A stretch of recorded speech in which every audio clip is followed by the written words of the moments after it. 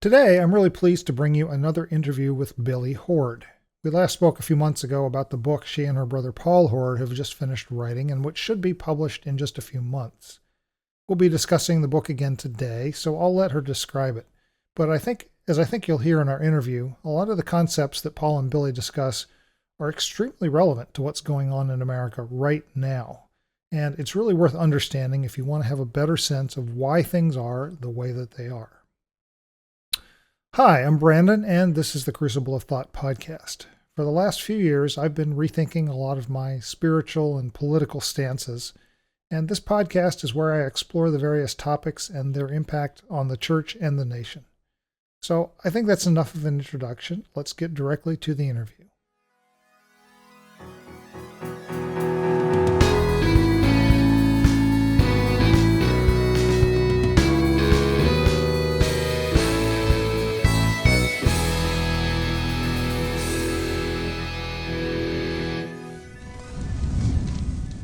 Well, hi, good evening, Billie. How you doing tonight?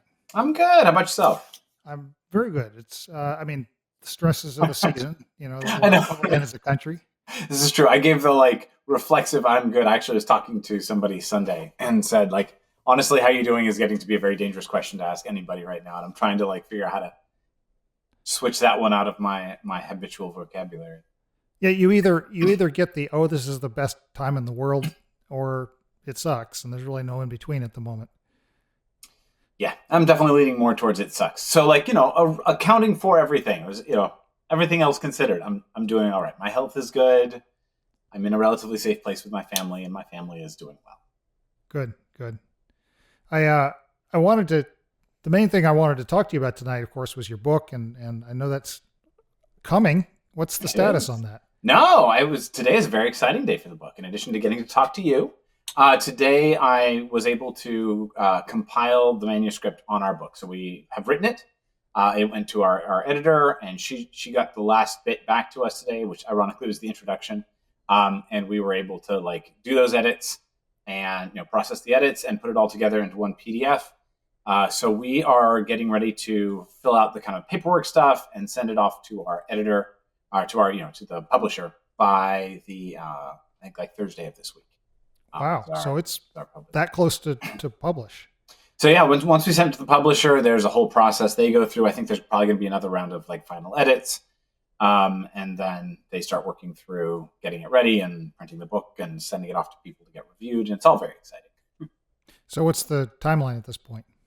We are hoping, based on conversations with our publisher, which is Whitman-Stock. We're doing it through Cascade, one of their imprints. Mm-hmm. So we're hoping to have it out in late April or early September. Wow.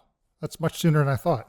Yeah, they have a pretty quick turnaround. It can depend if they get a lot of manuscripts all in close together. It slows down the release date or extends the release date. But based on what they normally do. Okay, yeah. I've been waiting on another book that's been promised for a while, and I think it was 8 months ago when he first said it's coming, and I'm like, cool, but that's a really long time to wait. Couldn't you just wait to tell us until? No, I know. It turns out that the publishers really want you to start talking about it as soon as you've got the contract there. Get people talking. So, and it's been fun. It's really nice. I am one of those people who think out loud, so processing it as we go, and it's been fun kind of working through ideas as we're writing them out. And I understand that pre-orders are a real big deal for book selling these days. Is there anywhere available to do that yet? So do I. They are unfortunately not available yet for pre-order, but we will be. There will be pre-orders for the book, and we will definitely be very loud about that as soon as we have a pre-order link. So the place to watch for it for your listeners and viewers would be my Substack or my brother's Substack. I'm at Billie is writing, and Paul is at Paul Hoard is his Substack.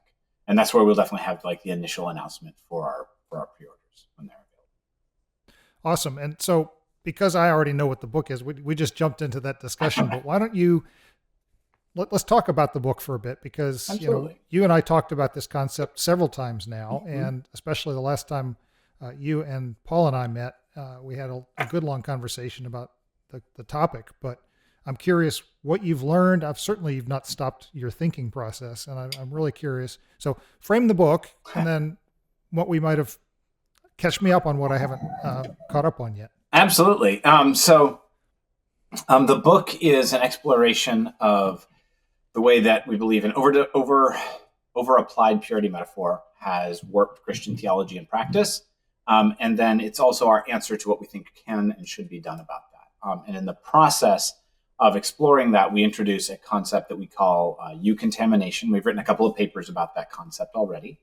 And eucontamination is the Greek prefix eu, which means good, in front of contamination. So good contamination, contamination of a good sort.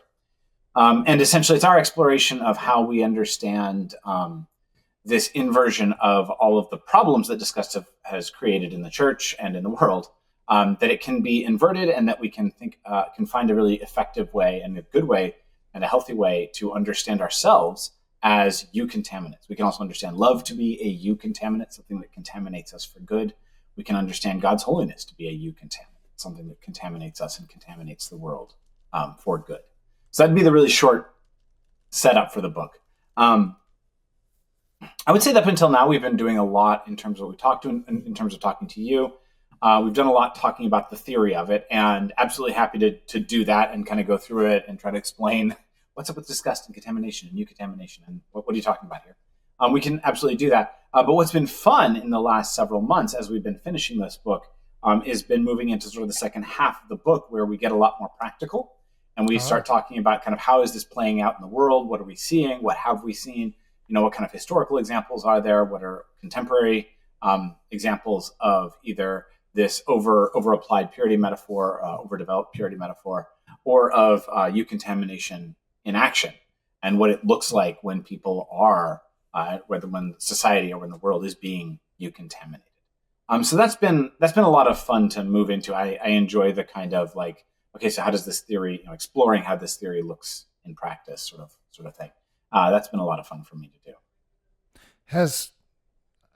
Is there any way in which contamination is a good thing in like a church situation? I mean, obviously you're talking about a good kind of contamination in the sense of it flips the normal sense of contamination on its head. But the writers of the Bible spent a lot of time talking about, trying to raise the idea of being disgusted by things. And so I think a lot of people would cling to that as being actually a good thing for the purity of the church. But obviously, like the word you used of over-applied purity,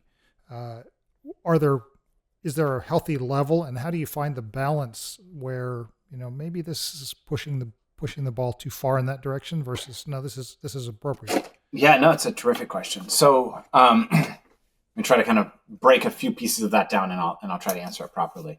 So, when it comes to contamination, where we start to see real problems is when people start applying disgust to our interactions with one another, to our experiences of one another. When we start experiencing disgust, especially towards people, although to a lesser extent we worry. My brother and I, authors of the book, we worry about disgust when it gets applied to ideas as well. So disgust. So just to kind of back up on that one for a second. Sorry, I'm going down side paths off of side paths here. But so disgust is a boundary enforcement mechanism that kicks in when we feel threatened, that we feel a threat of contamination sort of looming, right? So if you put something in your mouth and you are afraid that is going to contaminate your body, going to contaminate your health system, your total body system, you will experience disgust, and you will get rid of it, spit it out, right? Even the idea. I had an example of that today when I took a bite without looking of freshly opened yogurt, and right, yeah, there's mold on the inside of the rim, and all of a sudden my whole vibe is like, I gotta wash my mouth out. Yep. Yeah. No, absolutely, right. Like it's this very, it's this is very intense. I have to get rid of this now, almost panicked sense, especially if we feel as though the potential contaminant has already entered the system, right? It has to get out, and I have to be sure that every single bit of it gets out. No amount of it can be left, right? And that is one of the distinctives of disgust and the way that disgust works in our brain, which we talk about as disgust logic, right? The kind of basic structures that are the way we mentally and psychologically process disgust is this disgust logic. And one of the elements of it is no element of it, no amount of the contaminant can be allowed in the system, can be allowed to remain in the system. It all 100% has to be got out, right? I mean, this simple. I mean, your yogurt example is probably a pretty good one, right? If you had been, if you were believing me and I said, no, don't worry about it, you got 90% of the mold out of your mouth, you would not be satisfied, right? It says, no, it all has to go because it's contaminating me, right? Because it will make me sick. And on that and level, even perhaps even beyond that, there's probably like the homeopathic theory of like, not only can I not get rid of enough of it, I almost have to get rid of anything which was touched by it, even if it might not have been contaminated. It's almost a complete purging. So, oh, absolutely. We kind of overdo it. And as my brother Paul would want to say if he was here, like that is an impulse that has, at a physical level, served us pretty well over the decades and centuries and millennia, right? Because up until quite recently, we didn't have germ theory. So the impulse to get rid of anything that has even come into contact with something that we experience as a thing that makes us sick is a kind of early version of just sanitizing our space, right? Like, so it's actually very healthy, especially when you think in terms of like sort of evolutionary biology, right? This is a fairly healthy impulse. It's a preservative impulse, biologically. Unfortunately, I would say, a lot of our discussed logic, we sort of port over into the realms of sociology, of morality, and of even politics, right? And so we start to apply this sort of discussed thinking, this discussed logic, to people groups, right? Because we don't just have our own physical body, right? When I think of me, I might be thinking singly of my body. But when I think of me, I might also be thinking of my mind. I might be thinking of my soul. I might be thinking of some sort of amalgam. I might also be thinking of my corporate body, right? My church, the church that I'm a part of, my spiritual body, right? I might be thinking of my political body, my membership in this nation, in this country, or in this city. I'm in Baltimore. So that me that is threatened by contamination or potentially threatened by contamination can take on a lot of different sort of guises. It can sort of manifest in a lot of different ways. And where disgust can be quite helpful in the biological realm, although even there it can become overplayed, right? So you get children that are disgusted by broccoli, which is very good for them, right? But but you still see the disgust reaction in play there. So it can be overrepresented there too. But when that impulse moves out of the biological and into the social or into the spiritual, into the religious, it can get worse. Things can go very wrong, right? So to circle all the way now back to your question about like when is contamination like a worthwhile thing to think about, there certainly are examples of places where contamination is worth thinking about, right? There are people who are not safe to a collective body, right? And figuring out how to set up healthy boundaries to keep that body, that collective social body, safe from that person is not, that's just wisdom. And we're not saying that it's bad, right?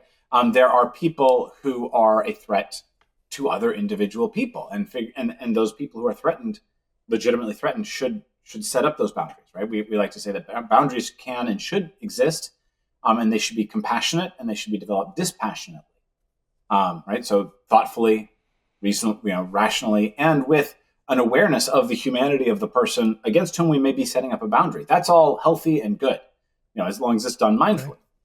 What the problem, we would argue, is when we let disgust rule the boundary making process, right? Because disgust operates pre-rationally, right? If you think back to your experience with the dessert, right, or with the yogurt, right, you put something in your mouth, and you're starting to react as though something is wrong before you've even processed. This doesn't taste right. This tastes like something else I've tasted. I decided to get rid of that other thing I tasted. That other thing I tasted turned out to be toxic. It was right for me to have gotten rid of that. It's probably right for me to get rid of this. I am now going to spit out. It doesn't take that long, right? Like you start the process of get this out of me before you process it mentally, before you process it rationally. And again, that's by design. If you are poisoned, you have to get that out as quickly as possible. That's important because your body is already immediately absorbing whatever you've ingested. You have to get it out quickly. So it being pre-rational, again, is useful biologically. But when disgust is driving our boundary-making processes, what that means is that we are getting rid of people before we have processed why, how, or if we really should. Right? Yeah, we are driving. So we're not using the right mechanism to create those boundaries when disgust is at the wheel. as it So if I could use a tangible example, I like kombucha. Yeah. But there's parts of me that don't like it because it has that whiff of decay just on the surface, and you put your nose up to the glass and it's like, I can smell the yeasty bacteria thing going on there, but my mind knows that this is good for me, but I still can't, it still takes a moment to process that away every single time. So let's talk about that one. It's a terrific example, right? Because obviously there are some bacteria that are actually quite good for us, right? Like we have gut bacteria and we need it, right? And kombucha is one of these things that, like, in fact, even the bacteria that is in kombucha, a lot of the time, if it's good, we want it. We want it to be in it. It helps with digestion. It helps with what we want. It's something we want to have in us. But you're right. There is also an element of us that can sort of react against it. And you have to kind of bring those two into conversation. And there's some warring going on. And if you kind of think back through the process, a lot of time we prepare ourselves in advance, right? So we bring ourselves into a space of mindfulness, knowing a little bit of, my gorge might rise, right? There's going to be a bit of reaction, and I want to overcome that. So I'm prepared for it in advance so that when it comes, I can sort of fight it back. And the other thing that I use to fight it back when that happens is the fact that I know I like this, right? Like, it's not just that kombucha is good for me. It would be a lot harder to drink kombucha as a digestive aid if it didn't also taste good, right? If there wasn't also elements of it that I quite appreciate. And if you allow me to kind of metaphorically move that up into the realm of the interpersonal, right? What Paul and I have found, and this is part of what we're really excited about these days, what we have found is that the corrective that we like to recommend for disgust as a social problem, as a religious problem, as a spiritual problem, is the combination of mindfulness with intimacy, right? So if you can get yourself into a space of mindfulness, so that you're activating all of the parts of your mind that want to think about it, that want to notice what's going on, and that are prepared for a potential disgust reaction to begin to rise, and at the same time, you are fostering intimacy towards the person the idea, the group that you might otherwise be disgusted by, or be tempted to feel disgust by, or not tempted is probably not the right word there, right? But you're going to be inclined to feel disgust towards. Those two elements tend to work really well to fight back, fight down, and untrain our disgust reactions, right? And the example that we always give in terms of the importance of intimacy is that intimacy decreases the disgust reaction already. Things that are disgusting in the absence of intimacy are less disgusting to all the way even welcome in the context of intimacy, right? So somebody else's saliva is disgusting unless I'm in love with that person and I want to kiss them, and all of a sudden it's not anymore, right? It's not really a problem for me anymore at that point. So intimacy, and that exists at a platonic level as well, right? My poop is gross. When I'm changing my child's diaper, I'm not as grossed out as I would be if I was engaging with some stranger's poop, right? Like, sure. Those are, neither one's pleasant, but they are not the same, right? So intimacy decreases our disgust already. And then mindfulness helps us to notice that disgust is still present and actually have that conversation with ourselves, where we start to train ourselves to have less of a disgust reaction. The example I'm thinking of at the moment is working with the homeless shelter that I do. And, the first time I walked into a space like that, I'm like, kind of like, I don't want to touch, because there's a lot of dirty people here and they're not dressed nice. And some of them have missing teeth and, right? And there's maybe smells that you associate with being contaminated, sure. Right? The missing teeth are one of those visual cues of ill health that we, again, at some sort of like back of our mind level, whether we want to experience it that way or not, and until we've trained it out of ourselves, are going to associate again with unhealth. And so your disgust reaction is very much going to be it's visceral, heightened at that point. Yeah, for sure. Yeah. But the flip side is that after working with them for a while, I start to see them as people and I start to get to know them. And all of a sudden it's like, I know you, I understand you, I know why you're this way, and I'm okay with you being that way. And that even begins to then extend to people that I see for the first time that are the same, because I've trained myself to accept something that previously would have disgusted me. Absolutely. And I've encountered that in a lot of different ways in the last few years of deconstructing and getting to know people who just previously were hard for me to be around. Mm-hmm.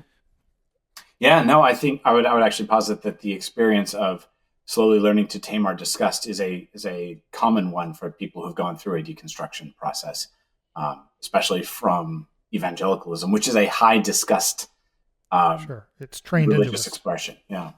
Yeah. The first time, I still remember the first time I met somebody that I knew was gay. Mm-hmm. And I didn't intend it to be meeting someone that was gay, but I was sitting down and I had my evangelical kind of mental checklist of I'm going to go walk on the beach in Virginia Beach and witness to people. Mm-hmm.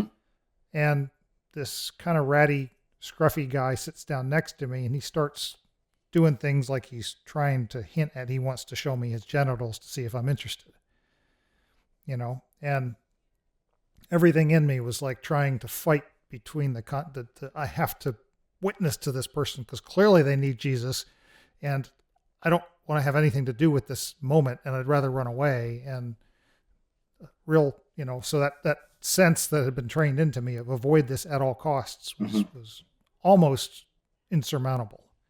Yeah, I mean, and you've got a lot operating in that space, right? You've got Sure. just the sort of the fact of unwanted sexual, sort of contact or at least exposure, and that's nobody wants that. Again, healthy boundaries are important and good, right? But then you have that sort of layered on top of all kind of experiences of what you've been told, what you've been taught about gayness, and that's got to have like just flared disgust in really extreme ways.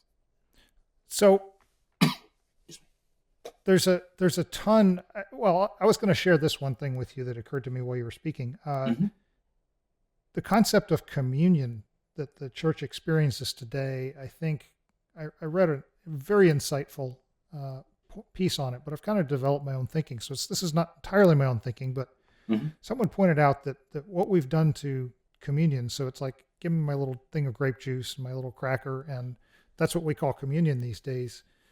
It takes away the thing that helps to wash a lot of this stuff out of us, which is sitting at table with somebody. And the very process of eating together, eating a meal together, forces you to lower some of those boundaries that you normally would have against another person. There's a certain intimacy involved in a true meal, as opposed to, okay, I'm going to sit here and I'm going to take my little grape juice, and it's this little ceremonial thing. But the original idea of communion, of sitting at table with someone who's very different than you. And so the communion instructions that exist in the New Testament are about, don't go hide out with your own group.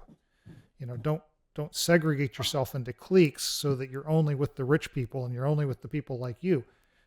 Those barriers are best broken down when we're in the presence of someone else in communion, in that sense of eating together. Yeah. And something about the eating process affects disgust. And I think it's probably because that's probably where disgust is most obvious for most humans, is that oral interaction. So it's an interesting thing that same thing can break some of that stuff off of us. And so sitting down at table with someone who's very different than us, so going to serve at the homeless shelter where I'm serving dinners, or helping with breakfast or something like that it breaks a lot of that stuff off in very unique ways. Excuse me, it absolutely should. In fact, this is in chapter 9. We specifically recommend the Eucharist and collective, taking communion together. We come from an Anabaptist tradition, so we also recommend the love feast and foot washing. Perfect. Yeah. As this anti-disgust, we call it a calisthenic of eucontamination. Fascinating. Right? This idea that we think that actually these are things that God gave to the church in part for particularly this purpose. Exactly that. And we would very much agree with you that in sanitizing it, in taking, it's as though the church has worked for 2,000 years to take away as much of the discomfort of communion as possible. Right? Now you get to sit in a pew by yourself and take it by yourself, and somebody who's very far away from you says some things, and we try very hard to ignore the fact that the fundamental metaphor or transformation, depending on your theology of communion, is one of cannibalism, which violates like a very basic disgust taboo, right? We try to ignore that as hard as we can. We tend to not do foot washing, depending on the denomination and the theology, or we talk about it as metaphorical, or we still try to sanitize it as much as we possibly can.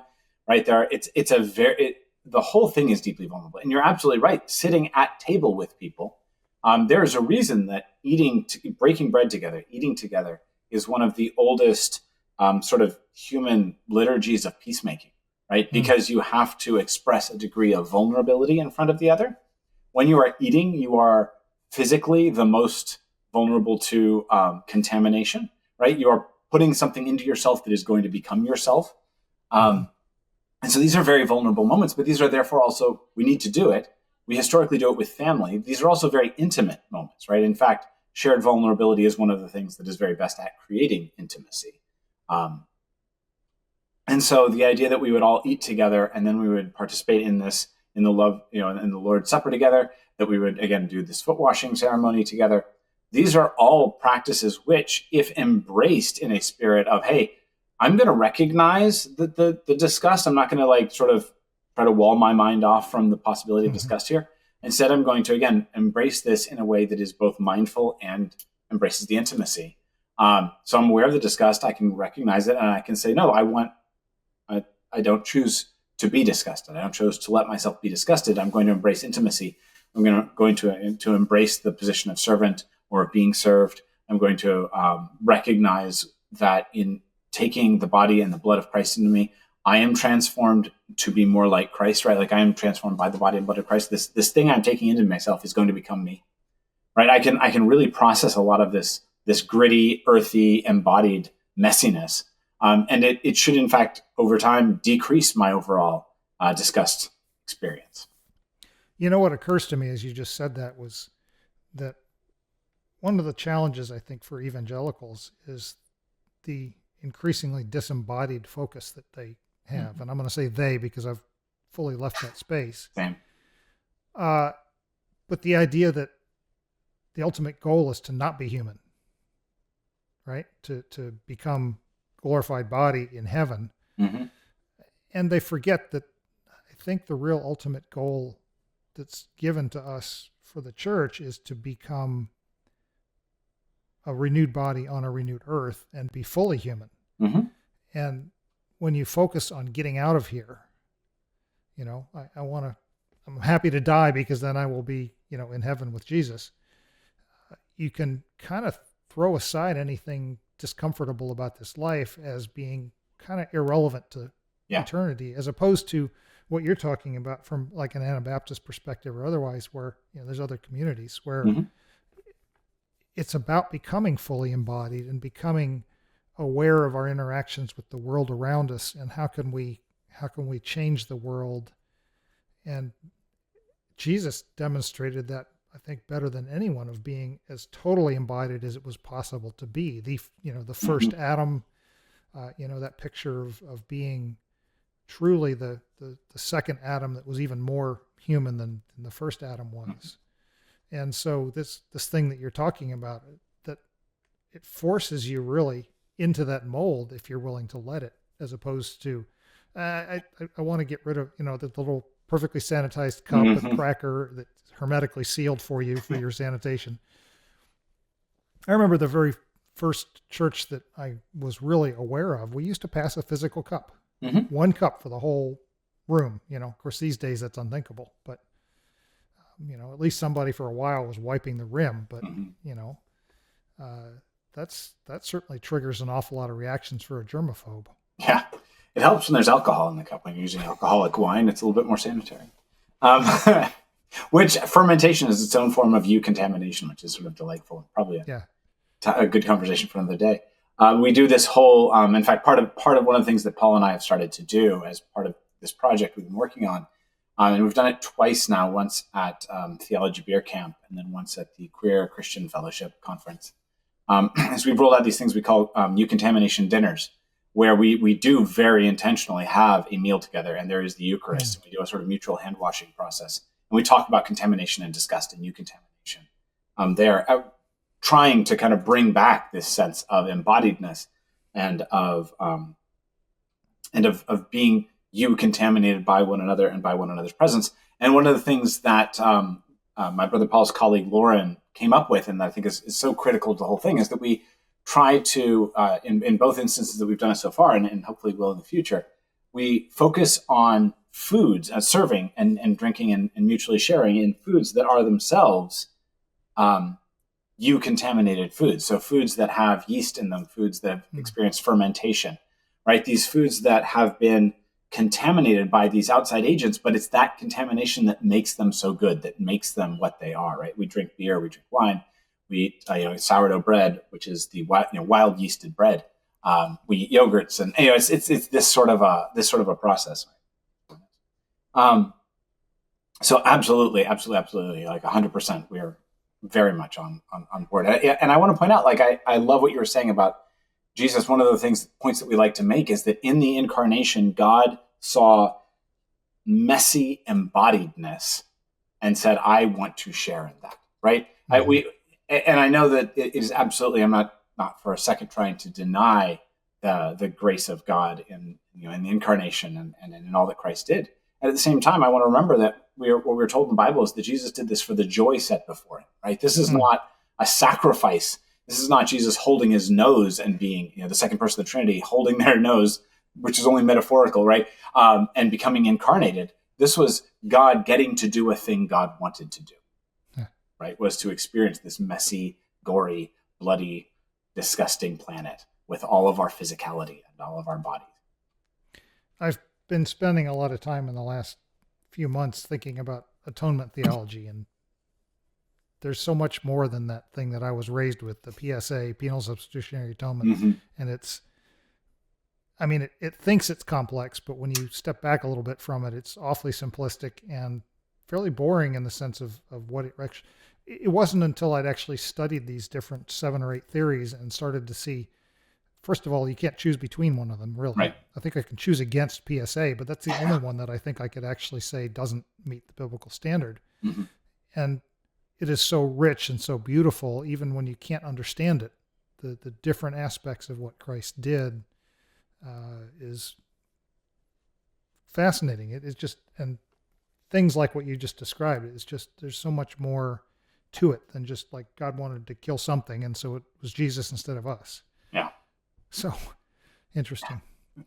No, I really love it. I several years back, I fell down the rabbit hole of the same thing, like exploring all the different atonement theories, and found that I love a lot of them for a lot of different reasons. I'm curious what you're doing after this book. I mean, certainly you'll have some free time that you hadn't had for a while, but do you have something else in mind now? Well, we've talked about a number of ideas.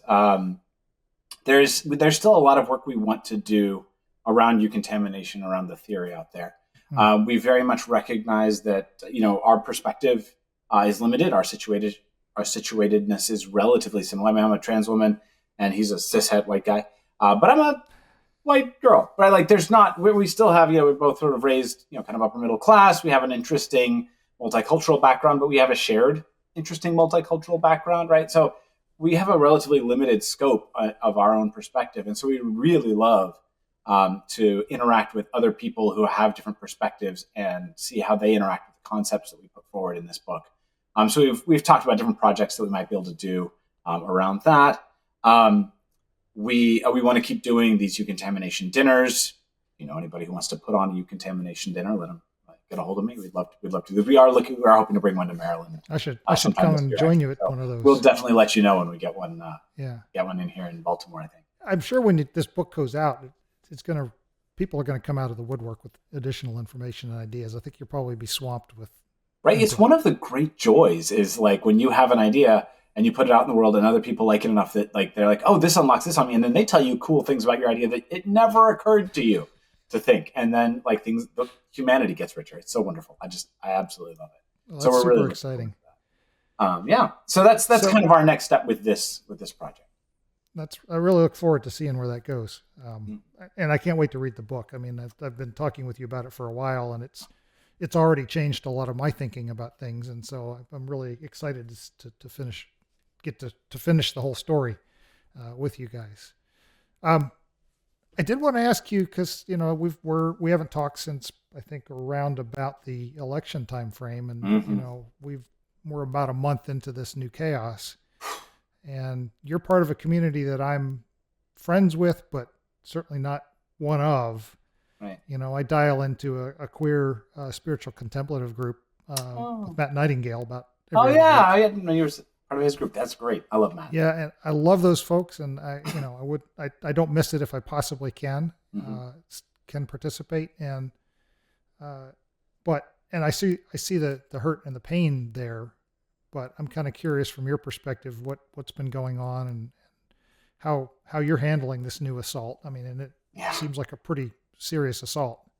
It is. Yeah, we're. I mean, the short version is we are collectively, I think, somewhere in at the intersection of terrified and furious, is what I think the way I would sort of describe the queer community right now in the United States. Yeah, it's been a rough couple of months, and especially in the last almost month now, I guess. It's been heavy. I'm no longer anywhere close to holding back on just saying that our current regime is functionally fascist. I think it expresses a distinctly American form of fascism, but I think it is fascist, and I don't think it's a secret, at least not to historians, that fascists don't like queer people. And so there is a definite sense of being targeted by this new regime, and I think the regime, there was that sense before it came into power, and then now that it is in power, some of the first things they did were executive orders against the trans community. Fortunately, one of those looks like it was blocked already. Fortunately, they don't seem to have been especially careful in how they implemented them. I think the idea of that shock and awe was the phrase you heard a lot there early on. Yes. And I think that was a higher value to them than going slowly and carefully and making sure that cruelty stuck. Well, because you're a useful target. You're basically something that they can use. You're the clay pigeon to shoot at.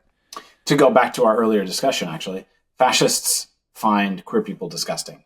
And a lot of people, so the idea there is that to fascists, it is quite useful to have these communities that can be targeted and about which you can actually try to increase the popular disgust towards them. Sure, because weaponize the disgust. Right, absolutely. It's weaponized disgust, and it's intentionally propagandized weaponized disgust towards the queer community. Obviously, they also do this towards undocumented immigrants as a way of beginning to work towards, right? The undocumented immigrants are just sort of the low-hanging fruit of creating disgust, racial disgust overall in this country, right? So this is we have these excuses we can use because we can sort of pin illegality on them, right? I know that it's a misdemeanor, not a felony to be here without papers, but this is how they start, right? So the two groups that there's a lot of early focus on have been the queer community and documented people. And we saw that coming, right? Like we saw that in the rhetoric before the election. So this was it was telegraphed. It's not a surprise. And then especially trans people. And I think that trans people attacks have very much been opportunistic, kind of last in, first out approach, right? So we had, gay marriage became legalized. And then we sort of had the beginning of the transgender moment. And that was, I will say, as a member of the trans community, I remember watching back then. I was still closeted and all the rest of that, but watching and I remember the discussion around, okay, the trans people showed up and rallied for gay marriage. Like we did this, we got it done, and it's kind of our turn. Like, and everybody kind of agreed. There were some of the cis queer people made some mistakes in the early 2000s. And there's a kind of a sense of like, okay, now it's time now. We're going to work for trans rights now. And at the same time, the evangelical church very intentionally around 2015 started saying, okay, we just lost on gay marriage. What is the next gender sexuality hill we are going to fight on? And they intentionally identified transgender identities as the thing they were going to fight.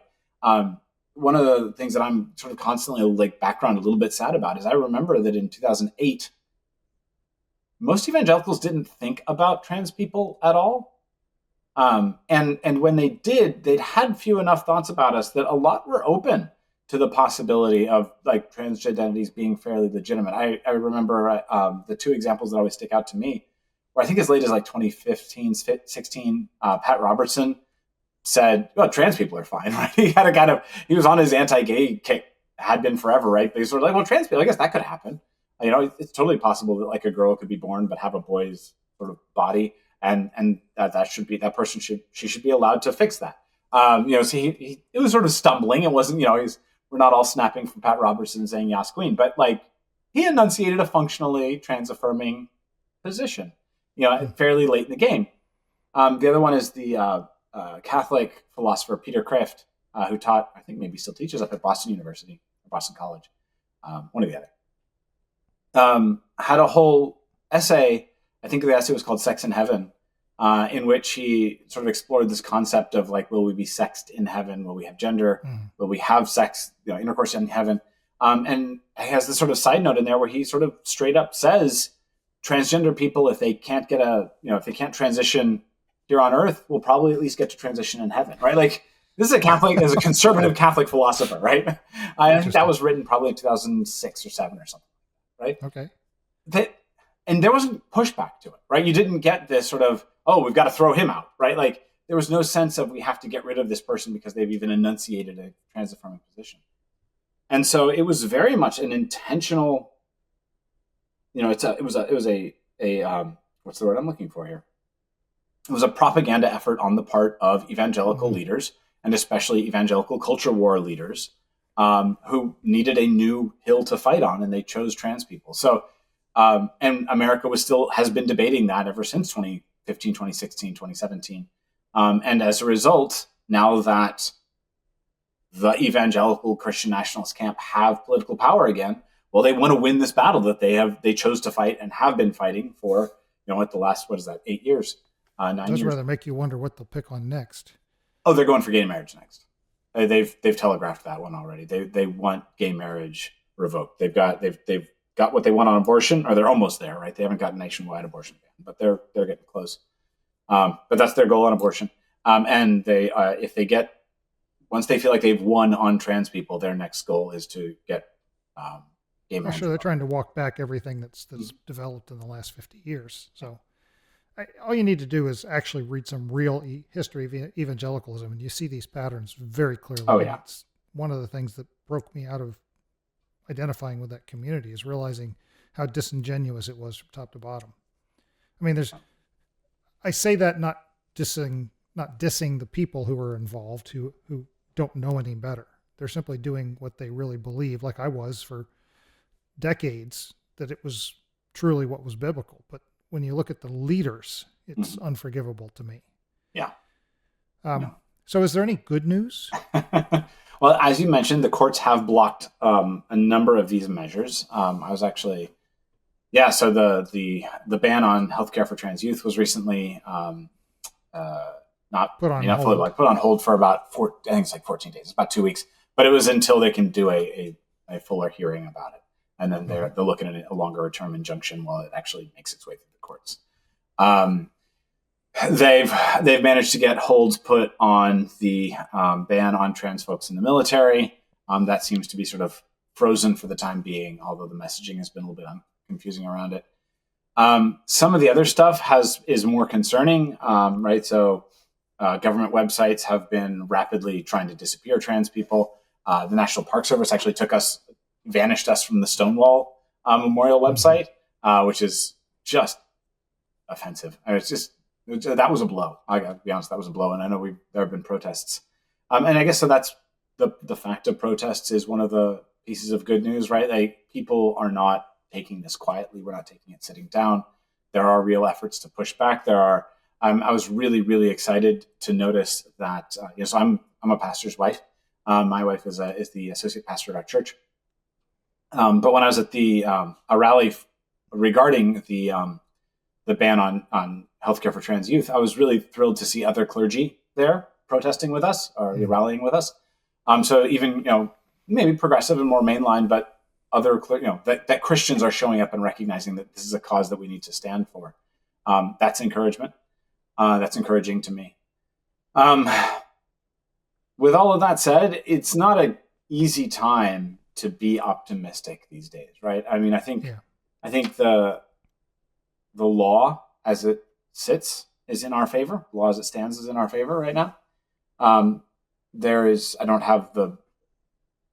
There are real worries that the law will not be followed. Yeah. Right. We've already seen that. Yeah, absolutely. We've seen the sort of back and forth between the Trump administration and the courts over whether or not they will actually be following court orders.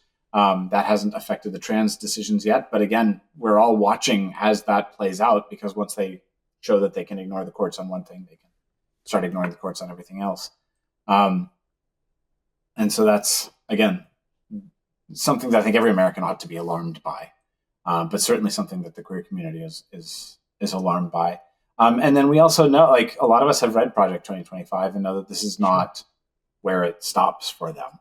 They have more plans for us. I know that they hope to, or at least as Project 2025 laid it out, they hope to make sort of define references to us online as pornographic, and thereby make it illegal to, or make it much harder for us to just be visible publicly. Just exist. Yeah. And of course, long term, we're quite worried that they'll come after. You like to post, we exist. Yeah. Deal with it.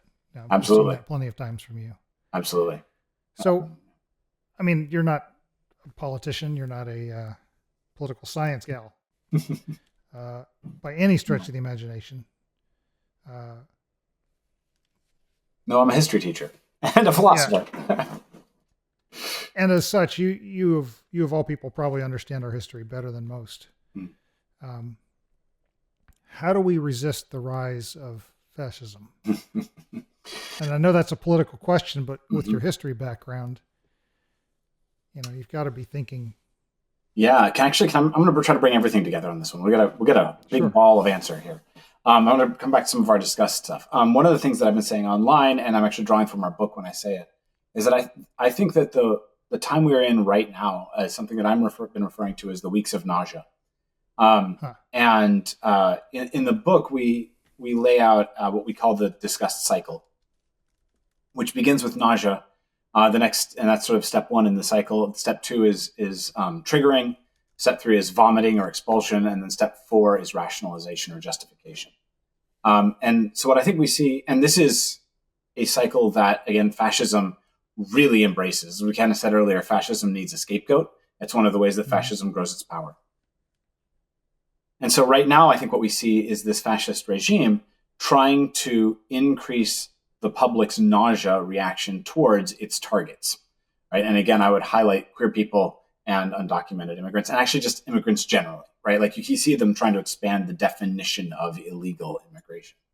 So they're trying to expand public nausea towards that, right? Is that sense? And what I mean when I say public nausea towards that, what I mean is they want to increase on the part of the country as a whole, or the nation, a sense that they, in this case, let's just say queer people, are not who we are, that they don't define us anymore, right? So when you picture in your mind Americans, right, are you picturing this very homogenous, straight, white, upper middle class set of sort of Norman Rockwell people? It's not a dig at Norman Rockwell, just they like him, right? No, or are you picturing something a lot more diverse, right? Are you picturing queer people? Are you picturing Black people? Are you picturing disabled people? Are you picturing immigrants? Right? Are you picturing Native Americans? Right? Are you picturing this much more holistic and diverse picture? And so the idea here is if they, and if this is the fascist regime, if they can convince the nation that queer people are not part of what we are not part of the definition of us, then the nation starts to feel nausea, starts to feel contaminated by queer people, right? You see a queer person on the street and you think, that person isn't really American. That person maybe shouldn't be here, right? That's what the days of the weeks of nausea are about, is trying to increase that reaction. The next step after increasing nausea, and this happens while you're during nausea, you start having these attempts at triggering, right? And that is triggering, think at that physical level, that gag reflex. You're trying to get people to start working to expel. You're trying to make the expulsion happen.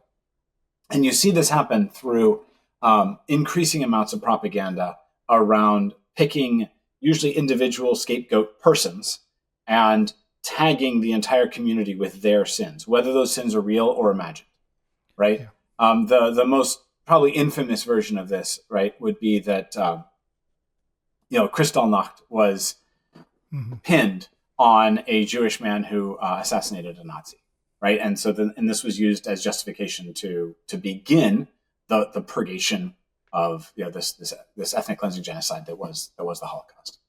Right, beginning with Kristallnacht and just moving forward after that. And so I think what we're going to see, and again, this is towards all of the communities that the fascist regime is targeting, you're going to see an increased number of attempts at triggering, right? You can keep trying to trigger as often as you want, right? So some trans person does something bad, and the administration is going to blast that all over the news and try to use that as an excuse to revoke more rights of trans people. Right? We saw this with the media has been doing that for a long time. Absolutely, they keep doing it. It's constant, right? So stage 1 and stage 2 overlap pretty significantly. If they're wise, they don't start stage 2 too early. You start stage 2 too early, then you actually start to build up tolerance against it on behalf of the majority of the population, because they just say, well, you're always saying that kind of thing, and they don't trust it anymore. So they usually try to wait till they've got enough nausea already built in. So I think we're going to see that. After that, you have the stage that is just vomiting or expulsion, and that's where things get violent. That's where laws get passed, just making it impossible to show up physically or show up virtually, right? This is where the actual erasure starts to happen. And then the fourth stage is justification. I pray we never get there, because I pray we never get to 3. I think we're already in 1 and flirting with 2, so just to kind of put that out there. So with all of that as sort of what I think is going on, what I would say that we can do right now is we need to combat the building of nausea, which is to say, all of us need to find ways regularly and frequently as we can, both in our communities and in our virtual communities, to remind one another that we are all us, right? That we don't exist without all of us. And that is because that's the counter to nausea, right? Is to say, here are good things I have to say about the people that are being targeted right now. And it doesn't need to be overt. It doesn't need to be heavy-handed, right? It can just be, I really appreciate this person. Here's an example of a really cool person I think you should all hear about. And that person is a member of one of these targeted groups, and talking about how they are all fundamentally, in this case, American, right? Because we're in this fascist moment, and we're in this moment where we have an American regime who's doing this. So I'm in the context of America. I say often, there's a Shay Diamond song, I Am America. She's a trans woman of color. And I like to say that it's, especially if you watch the music video, it is in some ways the most anti-fascist song I know. And I love anti-fascist anthems, right? All you fascists bound to lose, and you can go Bella Ciao if you want to. But I actually think Shay Diamond's I Am America is one of the most anti-fascist songs I've ever encountered. And it is simply, the chorus comes down to I Am America. And it is her, and the music video is her, and then a whole bunch of other queer people just singing about being, right? Like, you don't have America without me, right? That America, that I am part of the definition of this country. And I think doing that is one of the most effective ways at the kind of digital level and in terms of using our platforms. And I say that entirely unironically and non-cynically, but using our platforms to decrease the disgust reaction of the people that we interact with virtually, and then physically. Publicly sharing intimacy and publicly sharing identity with people who are targeted. So one of the things that I if I could have my druthers, every cis person would go out and get a Protect Trans Kids t-shirt and wear it regularly. And here's why. I'm going to speak specifically to you, Brandon, but also you as a stand-in for the audience and anybody else who's watching or listening, sure. Right? So you're not trans, not gay, right? And therefore, you have access to people that I do not safely have access to anymore, right? There are people that I remember back when I was closeted, I could hang out and talk to these people and try to talk them down or argue with them. And they don't talk to me at all now. Or if they do, they're merely abusive, right? That there's no actual good faith interaction. Sure. But you still do. And what that means is that you are, as somebody who yourself is actually supportive of queer people, right? What that does is it places you in this place, in the spot where that nausea is being negotiated, right? Because kind of as we talked about right at the beginning of today, right? What has been touched or contaminated by a contaminant is itself now contaminating, right? Contamination is sticky. Disgust is sticky, right? So those non-affirming people that are beginning to really feel nauseous about queer people, who be like violently nauseous about queer people, right? When they experience you, and especially if they experience you without being given the option to ignore that you are affirming that you approve of queer people, you are friends with queer people, right? If they're not allowed to forget it, they are forced into a place of trying to decide. Their only two options are either to treat you also as disgusting or to decrease their level of disgust towards queerness, because they know Makes you, sense. they have a relationship with you. And therefore, in order to keep that going and to keep that alive and healthy, well, queer people can't be as bad as I thought they were because, well, Brandon likes them, right? Brandon's okay with them. I don't think Brandon's a bad guy, so I can't think they're that bad, right? So being very public and very loud in our day-to-day life about our support for and love of those that are being marginalized by this fascist regime is actually an incredibly effective method. It has to be en masse, but it's an effective method at decreasing the level of national nausea. That all makes sense. I have definitely experienced the contaminated by proxy, I guess is the way to say it. Yeah. Certainly avoided by people. And you don't see who unfriends you or unfollows you on Facebook. There's a lot of people that never, ever, ever, ever respond to anything I post. My assumption is they've probably clicked unfollow on me a long time ago, even though they're still on my friends list. Yeah. And I think a lot of that, honestly, was all the way back in 2020 when I was talking about racism. That was a disgust reaction for them. You're friends with black people, or you actually care about what they say, and you spoke favorably about BLM or anything like that. And so I think I've poisoned the well on a lot of those relationships. Mm-hmm. But one of the things I've been contemplating a lot lately is that I realize that Americans tend to look at kind of a Henry Ford model for how we interact socially. We really want to do things at mass and at scale, if you will, and efficiently. And as I've drawn away from the idea that the best kind of church is a large mega church model or something related to it, or approaching it if we can't get there, I'm recognizing now that it's the groups of 5 or 10 or 15 people that we actually do have a close relationship with, which is all that not only perhaps we can truly affect, but also that's the group that we're supposed to affect. And when we stop thinking about, I need to be able to share this with 10,000 people or 100,000 people, and start realizing I've got the chance to actually make a difference for 5 or 10, it becomes a little more tolerable. Oh, thank you for that historical insight. And I'll just say, maybe I'm going to rescind what I said earlier. You're probably more of a political science person than I would have given you credit for. So I'm very impressed. Thank you. And studying history was one of the things that's made the most difference in my walk in the last few years, just because I didn't know what I didn't know until I started actually looking into it. And understanding the history is far more valuable to charting a path forward than I ever gave it credit for.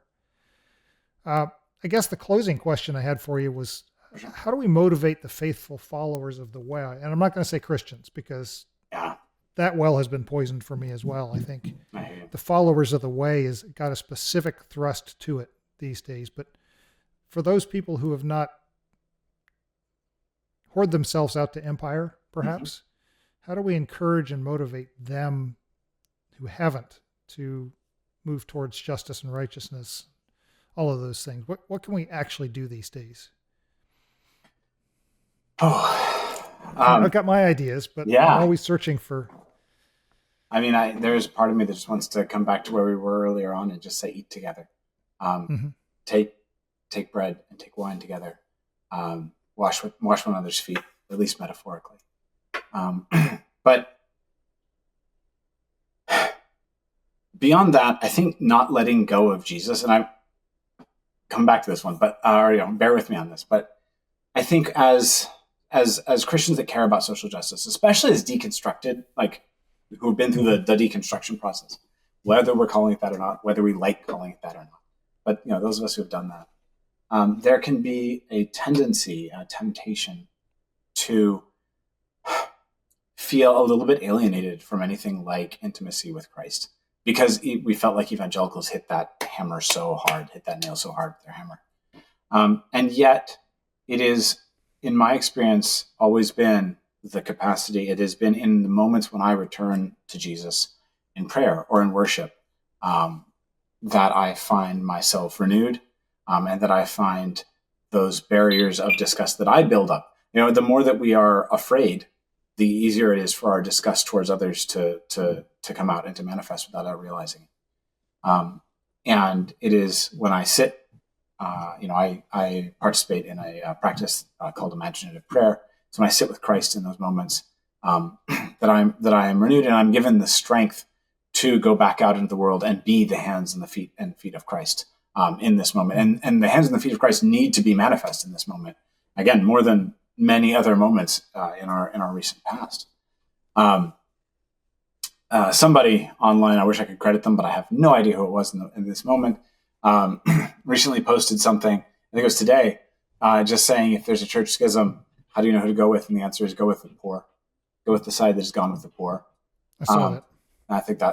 I think there's a lot of truth in that. Notice who is bearing the brunt of empire's hate right now, and go be with them. Because the entire church will receive benefit in that. I think that another temptation right now is to feel as though there is no point. We have lost. We have given up. Where we need to give up, because Christianity itself has become so toxic and is so thoroughly on the side of empire. And to that, I want to remind everyone that we have been through that before, and that the remnant has always been preserved. There has always been another voice shouting. There's always been a prophetic voice saying no, and that voice has saved many. And this is a moment to save many. So I think that's what I have to say. And the only thing I perhaps would add to that at the moment is that what I have to be careful of for myself is not to become disgusted about people that disagree with me. It's okay to apply that disgust to a system, perhaps, but not to let myself react that way to people that are in that system. Borders, building borders, making borders can be wise, but it needs to be done compassionately and dispassionately, with the humanity of the other always in mind. That doesn't mean we don't do it, but it does mean we try not to let disgust build those walls for us. Yeah, I love that. Well, like I said, I'm really excited to read that book, and I guess it's kind of natural that when you've done something like this, it kind of filters into all your thinking for at least a while. I know that when I've written something I particularly like about some topic, I end up using that all week long. And so you're probably in this season where you and your brother are just like, that's popcorn every day. Yeah. But no, I hope if our analysis is right, then at least this is an underexplored element of what's going on. And therefore it is useful to have people who are like calling every single thing a nail, right? Like we like to say that we think, people have identified fear as a driving mechanism towards everything bad that's happening these days. And I think that's legitimate. I just think that disgust is also operating as part of that, and that's not as explored and not as well understood. So I'm hoping that we're at least offering a corrective, because you're right. Absolutely. Like we've been just deep in this for a couple of years now. And it's hard not to see everything as a nail that the hammer of, the problem is disgust will take care of. Right. But yeah. Well, it's been a delightful talk once again, and I'm sure we'll have another chance to do this. And I probably after the book comes out, I'll call you again and say, "Hey, Billy, can we we'll be getting a hold of you. We are not too proud to absolutely be calling everybody we've ever talked to and say, "Hey, our book's about to come out. Can we talk again?" So we'll definitely be begging to come back on your show when the book is close to coming out. Well, thank you so much, and we'll talk again soon. Absolutely. Thank you. Well, there you have it. We covered a lot of ground, and I hope you got as much out of the conversation as I did. I really can't wait to read this new book, and I'll be sure to let you know when it's released. If you find this content useful, I'd really appreciate it if you could share this with others and click the like button too. It helps the algorithm to decide whether to recommend it to others. So thanks for spending some time with me today, and we'll talk again soon. Be blessed.